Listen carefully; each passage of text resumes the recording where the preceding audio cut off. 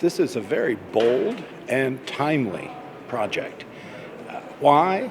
For several reasons. First, it is bringing people from all over the world, east, west, north, south, to Tashkent. And every one of them, when they get on the plane, think they're going to some distant place. But in fact, what this project shows is that they are in fact going to the center, to the center of all Eurasia.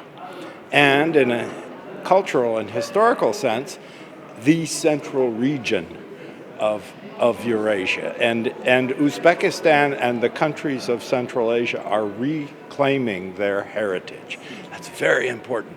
Now, Mr.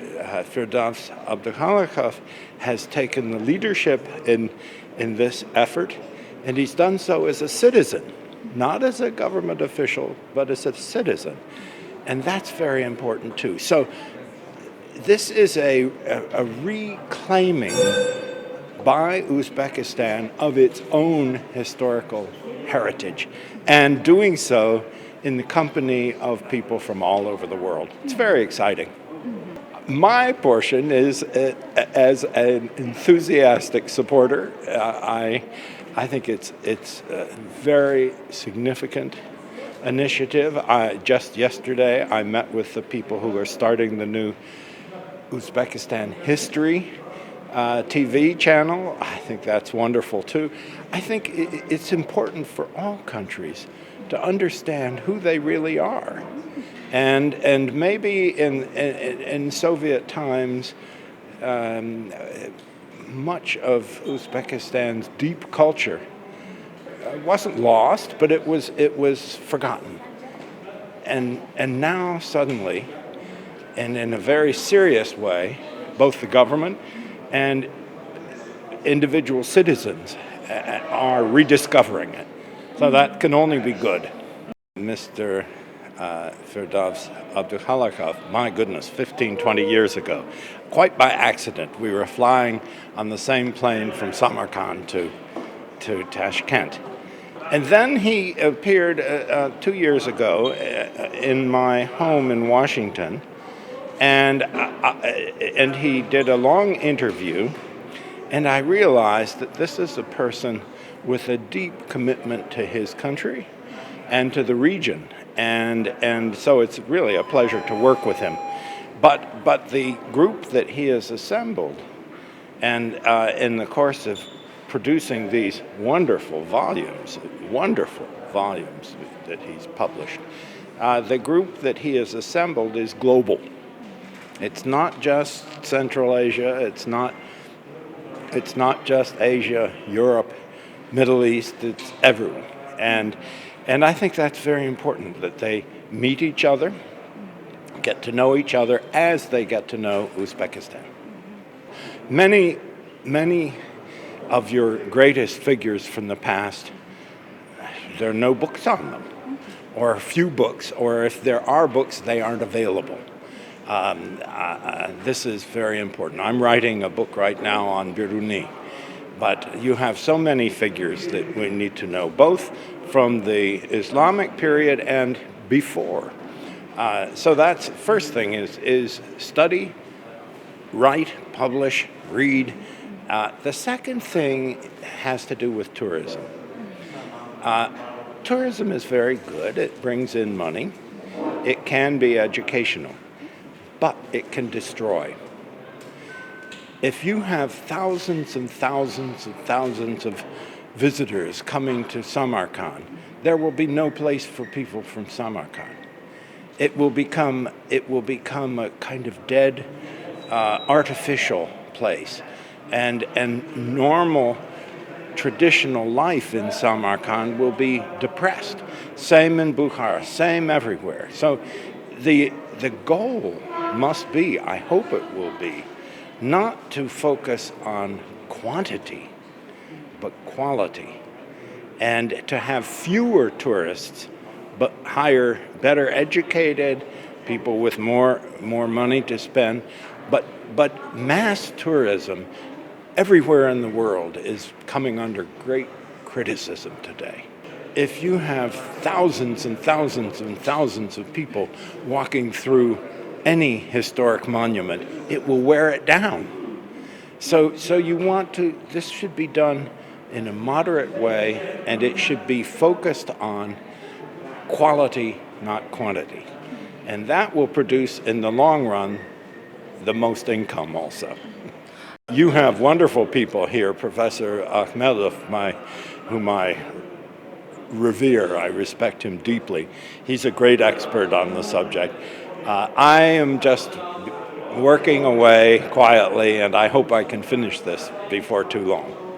There are other people around the world who are very knowledgeable about very specific things, and many of these people have been working alone.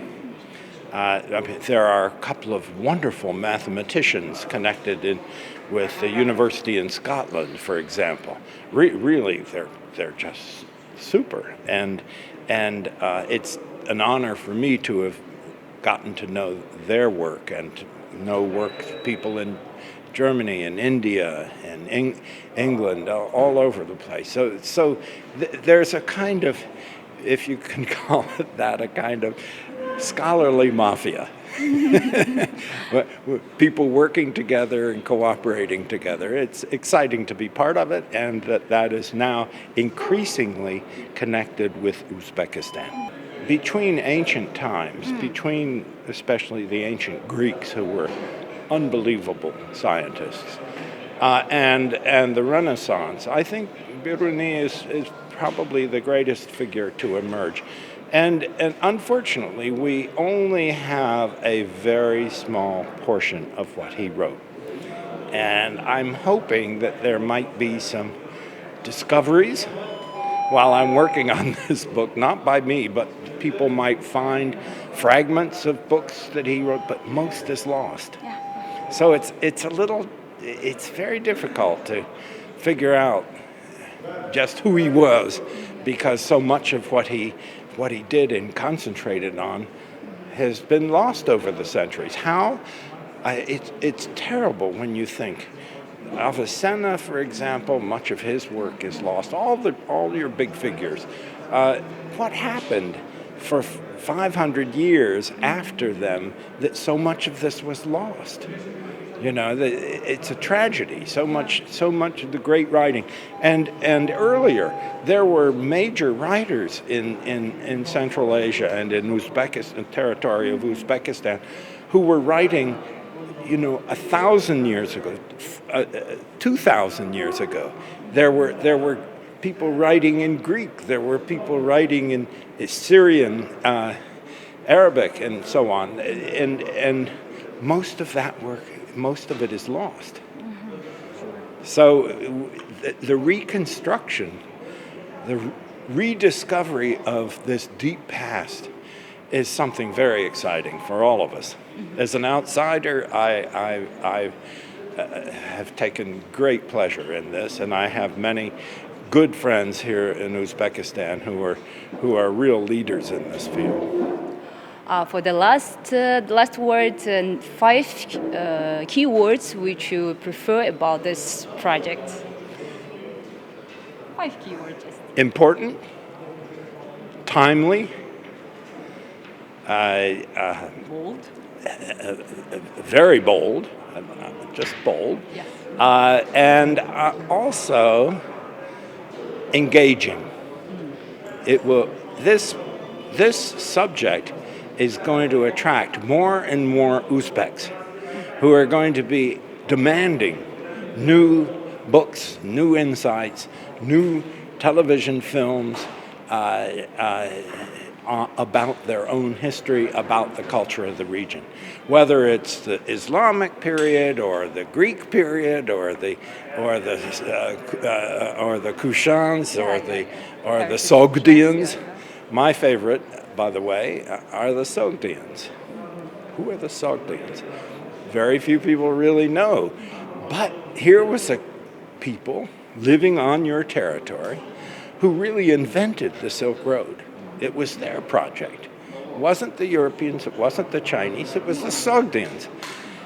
They had their own writing, their own language. There are fragments of their writing that have been discovered.